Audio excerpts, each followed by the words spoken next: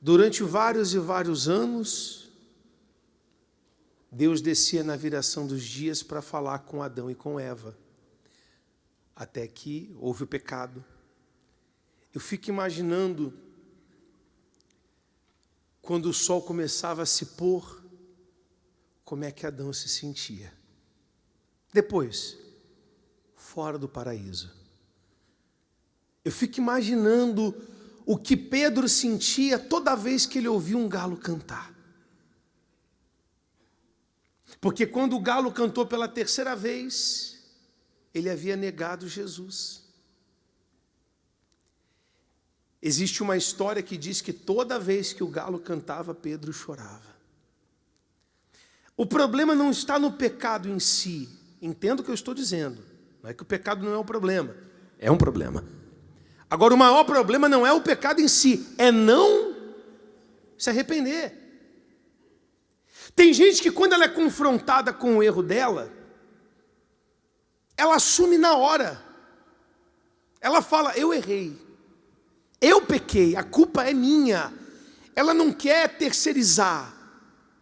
Porque terceirizar faz a gente se sentir melhor com o nosso erro. Quando a gente chega e fala assim, não, eu cometi esse erro, mas você fez o seu também. Isso equilibra as coisas. Você se sente melhor, porque não é só você que erra. Mas quando você assume o erro, você está dizendo, eu estou disposto a pagar o preço. Davi fez isso. Quando Davi foi confrontado, ele não contou nenhuma história. Ele não chegou e disse, não, a mulher que me seduziu, ela estava lá pelada, tomando banho, e aí eu olhei, e ela olhou para mim, e me deu uma piscadinha. Não, ele disse, eu errei. Eu sou esse homem. Eu pequei contra o céu, pequei contra Deus. Adão não. Adão, o que você comeu do fruto, Adão? Não, Senhor. A mulher que tu me destes. Em outras palavras, se o Senhor não tivesse me dado uma mulher, eu não teria caído pecado, comido do fruto. Em outras palavras, ele estava dizendo que a culpa era de quem? A culpa é do Senhor. Adão, vou errar? Eva, você comeu do fruto? Não, Senhor. Foi a serpente, cobra, jararaca, cascavel. Quem fez a serpente? Em outras palavras, Eva fez a mesma coisa que Adão. O Senhor fez um bicho que fala. Olha o que deu. E é aí que está o grande problema. As pessoas sempre querem justificar, terceirizar, ao invés de assumir. Porque assumir pecado, olhe para mim, por favor, assumir erro demanda muito esforço. Tem que se esforçar. Palavras difíceis de dizer, eu errei, eu pequei, eu me excedi. As pessoas não fazem isso. Palavras fáceis de dizer, você errou, você pecou, sai tranquilo, sai sem trava. Mas quando é para você assumir, é mais complicado, demanda esforço. E é aí que está o problema. Lucas 13, 22. E percorria as cidades e as aldeias, ensinando, e o quê? Caminhando para Jerusalém. E disse-lhe olha a pergunta desse leia alto, pode colocar no telão? Leia alto. Senhor, são poucos os que se salvam? Olha que perguntinha pertinente. Senhor, é muita gente que vai para o céu ou é muita gente que vai para o inferno? Tem muita gente seguindo ao Senhor, mas são poucos ou são muitos que vão para o céu, que se salvam? E ele respondeu, leia aí, esforçai-vos para entrar pela porta estreita, Porque eu vos digo que muitos procurarão entrar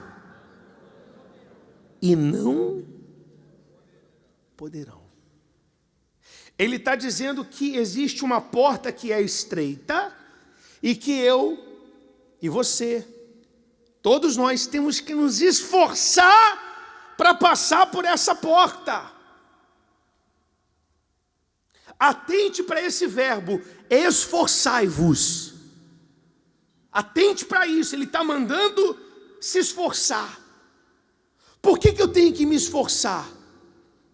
Porque eu tenho o mundo inteiro para vencer. Por que eu tenho que me esforçar? Porque eu tenho que combater contra a minha carne. Por que eu tenho que me esforçar? Porque vale a pena. Não existe nada nesse mundo que eu possa sequer comparar com o céu. Então, se eu me esforço para as coisas dessa terra, muito mais eu tenho que me esforçar para o céu. Adão não se esforçou. Quando eu falo de não se esforçar, não é o fato dele ter pecado. Ele não se esforçou para buscar o perdão, para buscar o arrependimento. Ele não colocou a cara no chão e disse, eu pequei. Ele foi logo apontando o erro para os outros. E é aí que está o problema, quando eu não me esforço. O exercício de olhar para si mesmo é um exercício que demanda esforço. Os nossos olhos são projetados para fora, sim ou não? Você só consegue se ver se você botar um espelho que reflete a sua imagem. Você não consegue se ver. Os nossos olhos não foram feitos para ver a gente mesmo. Mas Paulo diz, examinai-vos a vós mesmos. Eu tenho que olhar para mim. E você tem que olhar para você. Cada um aqui tem que olhar para si. Você tem feito o esforço necessário para passar por essa porta estreita? A Bíblia fala que largo é o caminho que conduz à perdição, e muitos passam por ele. Claro, é largo, dá para passar sambando. Mas a porta estreita, para passar, tem que fazer sacrifício. É que não dá para carregar parte do mundo nessa porta. Mágoa, ressentimento. O que faz a diferença é o quanto você se esforça. Aí Jesus continua. Ele diz mais, versículo 25. Quando o pai de família se levantar e cerrar a porta, e começar de fora a bater a porta, dizendo, Senhor, Senhor, abre-nos. E respondendo ele, vos disser, não sei de onde vós sois. Então começareis a dizer, temos comido e bebido na tua presença, e tu tens ensinado nas ruas. E ele vos responderá, diga alto, digo-vos que não vos conheço, nem sei de onde vós sois. Apartai-vos de mim, vós todos os que praticais a iniquidade. Então a porta vai se fechar e um grupo de pessoas vai dizer assim, Senhor, abre a porta. Somos nós. Comíamos e bebíamos na tua mesa e ouvíamos o que o Senhor tinha a dizer. E ele vai dizer, eu não te conheço não. Você se esforçou para comer. Você se esforçou para beber. Mas você não se esforçou para abandonar o seu pecado. Você não se esforçou para se arrepender. Você não se esforçou para receber o Espírito Santo.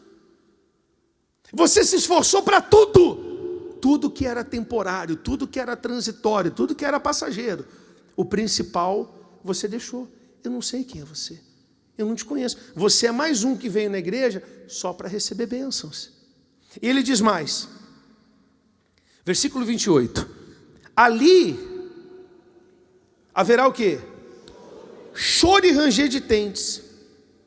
Quando virdes Abraão, Isaque, Jacó e todos os profetas no reino de Deus, e vós lançados fora.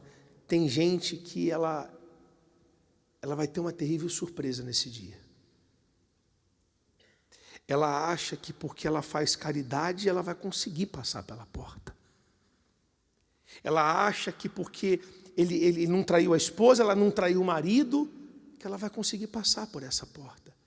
Veja, ele disse, esforçai-vos. Eu tenho que me esforçar.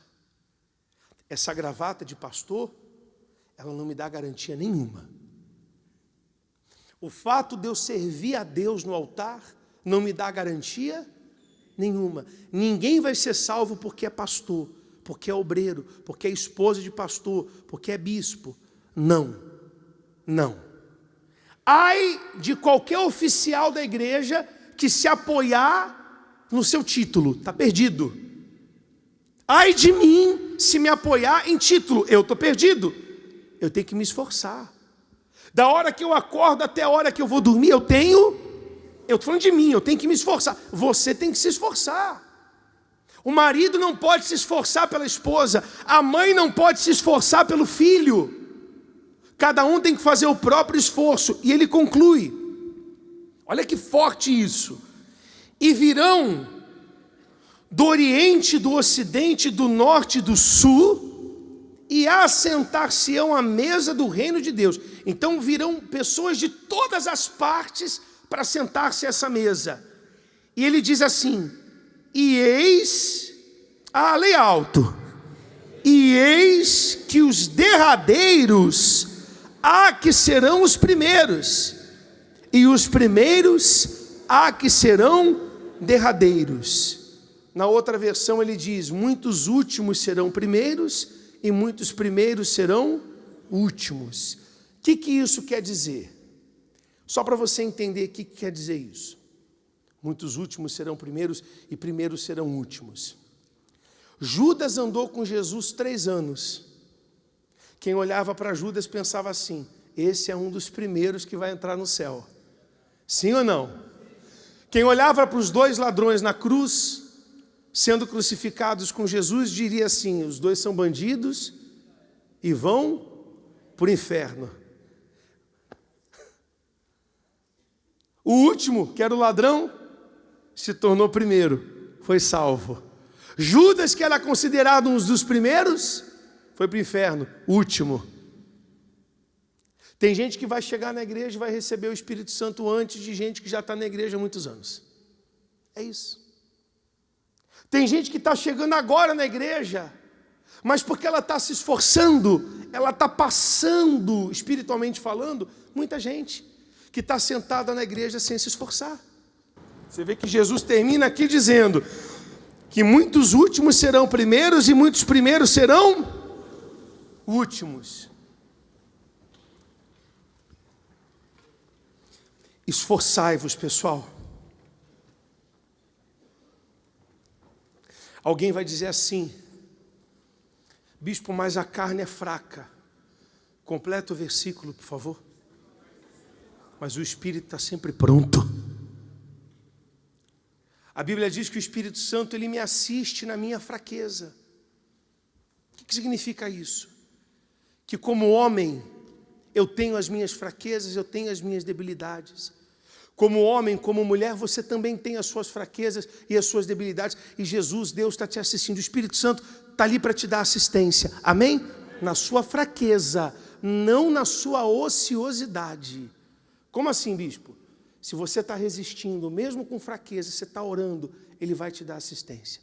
Agora, se você diz, a carne é fraca, vamos embora. Você não está fazendo nada, esquece a assistência de Deus. Ele nos assiste nas nossas fraquezas, não na nossa ociosidade. Então, se você tem que declarar fraqueza, fala para Ele. Meu pai, eu sou fraca. Eu tenho problema com orgulho. Eu não estou conseguindo olhar para mim e reconhecer. Eu reconheço o erro de todo mundo, menos o meu. Meu pai, eu tenho dificuldade em perdoar. Eu estou tendo dificuldade de colocar o Senhor em primeiro lugar. Meu filho está sempre em primeiro lugar. Minha esposa, meu marido, meu dinheiro. Eu não sei. Você vai falar com Deus. Você vai se esforçar. E agora mesmo, você vai afinar a sua comunhão com Deus. Como na viração do dia. Amém?